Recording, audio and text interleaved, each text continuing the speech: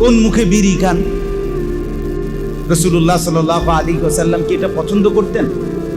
বলেন না চাচা, ইনসাফের সাথে বলেন ভাই। তাইলে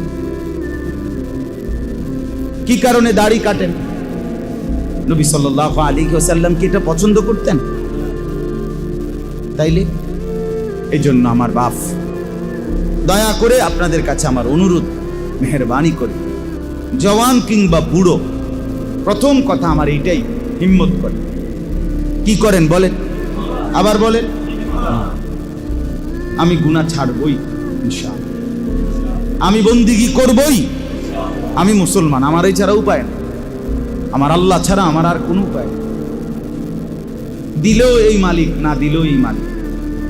আমি যা চাই তাও যদি দেয়, আমি যা চাই তা যদি নাও দেয়, আমার আর কেউ আছে কি? আমার চার ছেলেকেই কবরে নিয়ে গেছে মনে করেন, তো তারপরেও যাকে ডাকবেন তিনি কে? আবার চার ছেলেই সুস্থ সবল হইছে, তবুও যাকে ডাকবেন তিনি কে? তাইলে সুখে কিংবা দুঃখে, রাতে কিংবা দিনে, আলো কিংবা অন্ধকারে, একাকী কিংবা প্রকাশ্যে, সুখে আনন্দ কিংবা বেদনায়, পেয়ে কিংবা না পেয়ে, এক মানুষের জন্য, মুমিনের জন্য তিনি ছাড়া আর আছে কে বন্ধু? তার সাথে কেন দুশ্মনী?